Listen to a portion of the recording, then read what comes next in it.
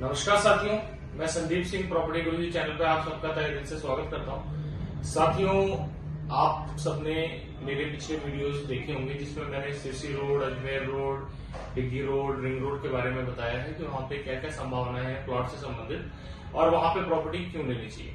आज का जो मेरा वीडियो है वो थोड़ा सा अलग है,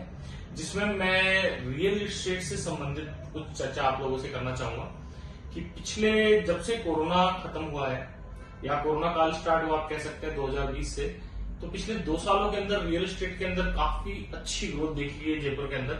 और आप देख सकते हैं कि कुछ साल पहले अगर जो लोगों ने प्रॉपर्टी में अगर सर्च किया हो या कुछ प्रॉपर्टी के बारे में देखा हो तो उन्हें ये इस बात का बहुत अच्छी तरह आइडिया होगा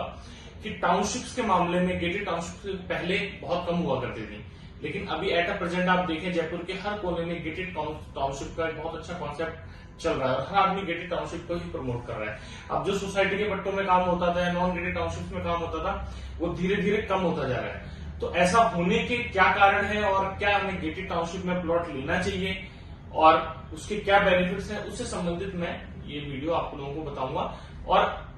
किन चीजों का ध्यान रखना चाहिए प्लॉट लेते समय गेटेड टाउनशिप में, वही मैं आपको बताऊंगा। तो साथियों, सबसे इंपॉर्टेंट तो ये हो जाता है कि कोरोना से पहले लोग फ्लैट्स वगैरह को काफी प्रेफर किया करते थे, बट कोरोना जैसे खत्म हुआ तो लोगों ने कोरोना काफी फ्लैट्स में रहते हुए काफी परेशानियों का सामना किया और उनको लगा कि कोई ना कोई ओपन स्पेस उनके पास होना चाहिए और शहर से थोड़ा सा दूर भी अगर कहीं पे अगर प्लॉट लेते हैं, वहां पे घर बनाते हैं तो वो ज्यादा बेटर है बनस्पत फ्लैट के कंपेरिजन में। ऐसा नहीं है कि फ्लैट बेटर नहीं है, बट एज कंपेरेटिवली लोगों को लगा कि भाई थोड़ा खुला मैदान होना चाहिए, पार्क फैसिलिटी सब कुछ होना चाहिए और शहर के कंजेस्टेड माहौल से थोड़ा सा दूर होना चाहिए। तो उस समय लोगों ने विचार किया, लेकिन लोग फैसिलिटीज वही चाह रहे थे जो उनको फ्लैट्स में मिले। तो पूरी फैसिलिटीज तो कॉपी नहीं की जा सकती, बट गेटेड टाउनशिप के कॉन्सेप्ट में क्या होता है कि आपको एक तो चारों तरफ वॉल मिलती है, उस पर फेंसिंग होती है, सिंगल गेटेड एंट्री होती है, बूम बैरियर फैसिलिटी होती है, 24/7 गार्ड वहां पे अवेलेबल होता है, पार्क फैसिलिटीज अलग से जैसे डेवलप होती हैं वो बड़ी होती है फ्लैट्स के कंपेरिजन में, काफी बड़े एरिया में होते हैं क्योंकि जेडी अप्रूव जो प्लॉट्स होते हैं उनमें 40-60 के रेशियो में जमीन का यूटिलाइजेशन होता है। 40% तो उसमें जो भी फैसिलिटीज हैं, रोड्स हैं, उसके लिए होता है, 60% में फिर जो जमीन वगैरह जो प्लॉट्स वगैरह कटते हैं वो करते हैं, तो इसलिए काफी अच्छा ओपन एरिया हो जाता है। दूसरा क्या है कि जो गेटेड टाउनशिप्स है मोस्टली जो भी ग्रुप या जो भी डेवलपर डेवलप कर रहे हैं वो बड़े बड़े रोड्स पे कर रहे हैं, 100 फीट पे, 200 फीट पे, 80 फीट पे, जिससे कि कनेक्टिविटी बहुत अच्छी हो जाती है। उसके अंदर बोरिंग होती है जिससे कि पानी पूरी तरह डिपेंडेंसी नहीं रहती सप्लाई के ऊपर। साथ ही जो प्रॉपर्टी है वो उसमें मैक्सिमम एग्रीमेंट प्रोवाइड हो जाता है डेवलपर की तरफ से, जिसकी वजह से आपको इजी लोन मिल जाता है, 80% तक आपको इजीली लोन मिल सकता है। साथ में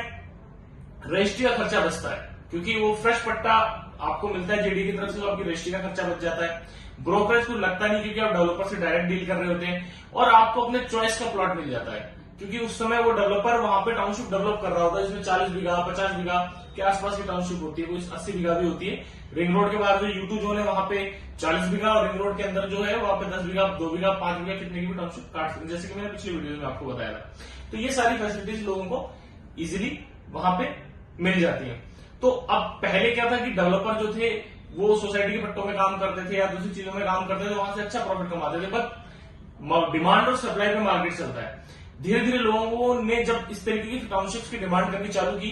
तो डेवलपर्स को मजबूरन कहें या उनको भी इसमें फ्यूचर दिखा, अच्छा रिजल्ट दिखा, तो उन्होंने भी इसको ऑप्ट कर लिया। तो अब मार्केट में देखेंगे गेटेड टाउनशिप का काफी चलन चल गया है, लेकिन इसमें ध्यान रखने वाली 2-3 बातें हैं। आप सबसे पहले तो ये निश्चित कर लें कि जो बाउंड्री वॉल होती है, किसी भी गेटेड टाउनशिप की बाउंड्री वॉल होती है, वो वाला जो प्लॉट आप ले रहे हैं जो बाउंड्री के साथ लगा हुआ उसके उस तरफ किसान का खेत है, कुछ भी है, उसका सबसे पहले पोजीशन का पता करें डेवलपर से, पेपर देखें, समझें कि भाई इसका पोजीशन आपके पास है या नहीं। कई बार क्या होता है डेवलपर टाउनशिप डेवलप होने के दौरान ही प्लॉट दे देता है और जब टाउनशिप डेवलप होती है, दीवार खींची जाती है, तो डेवलपर की उसमें ये गलती नहीं होती, जमीन गलत तरीके से ले रहा है, लेकिन जो पास में किसान है वो कहता है भाई मेरी जमीन में 1 इंच ज्यादा दीवार है, 2 इंच ज्यादा दीवार है, तो कहीं ना कहीं डिस्प्यूट क्रिएट हो जाता है और वो बात कोर्ट तक चली जाती है। तो उसमें जिन लोगों ने प्लॉट लिए होते हैं वो एक अनचाही परेशानी में फंस जाते हैं। उन्होंने जेडीए वेरीफाई कर लिया, पेपर वेरीफाई कर लिया, लेकिन किसान को वेरीफाई करने कहां जाएंगे, तो थोड़ा सा ध्यान रखें। दूसरा, जब प्लॉट लें तो आपको वहां पे इस बात का भी ध्यान रखना है कि भाई जो वहां पे डेवलपर डेवलप कर रहा है उससे पहले सुनिश्चित कर लें कि भाई ये प्लॉट है, ये गड्ढे नहीं मिलने चाहिए मेरे को। क्योंकि क्या होता है कि जैसे आप टाउनशिप डेवलप हुई, प्रोसेस चल रहा है, उसी दौरान वहां से मिट्टी उठा के रोड पे डाल दी जाती है, और आप जब तक प्लॉट कंप्लीट होता है, टाउनशिप डेवलप होती है, तब तक आपके प्लॉट के अंदर 2 फीट 3 फीट के गड्ढे हो जाते हैं। तो इन चीजों को विशेष रूप से ध्यान रखना है। और अगर ऐसा आपको कोई भी परेशानी होती है तो उसका निवारण पहले ही है कि पहले ही आप उसकी बात कर ले अगर जानकारी में हो। इसके अलावा हम ये भी देख सकते हैं कि वहां का पानी कैसा है। जैसे आप पूछता है कि भाई बोरिंग है, बहुत बढ़िया पानी है, मीठा पानी, सब कुछ है, वहां पे आसपास जहां पहाड़ी क्षेत्र होता है उसके आसपास की जमीन होती है नीचे पथरीली होती है, तो हो सकता है कि उसमें जहां उसने भी बोरिंग कर रखी है वहां तो पानी अभी आ रहा है, लेकिन कुछ समय तक के बाद वहां पानी आए ना आए उस पर बड़ा ध्यान रखने वाली जरूरत है। तो आसपास के जो किसान है उनसे पता कर सकते हो आप कि कितने नोजल पानी है यहाँ पे। ड्रिप सिंचाई होती है आसपास अपने जयपुर में, तो कितने नोजल पानी है और जमीन किस तरीके की है उसकी भी इंक्वायरी कर ले। क्योंकि कुछ कि कितने नोजल पानी है यहाँ पे, ड्रिप सिंचाई होती है आसपास अपने जयपुर में, तो कितने नोजल पानी है और जमीन किस तरीके की है उसकी भी इंक्वायरी कर ले। क्योंकि कुछ समय बाद पानी सबसे बड़ा मुद्दा बनेगा। साथ ही जो सोसाइटी डेवलप होगी उसमें डेवलपर कितने रुपए गज डिपॉजिट करेगा अमाउंट, वो भी उससे जानकारी लें, वो भी पूरी तरीके से लिखित में देखें कि कितना करेगा। साथ में जब वो आपको पेपर जेडीएफ फाइल अप्लाई करते टाइम देता है तो उसमें क्षतिपूर्ति के अलावा बहुत सारे डॉक्यूमेंट्स होते हैं जो कि आप फटाफट बिना देखे साइन कर देते हैं। उनको पढ़े जरूर, क्योंकि उसमें बहुत सारी कंडीशंस होती हैं जिनसे डेवलपर जो है वो अपना पल्ला झाड़ रहा होता है।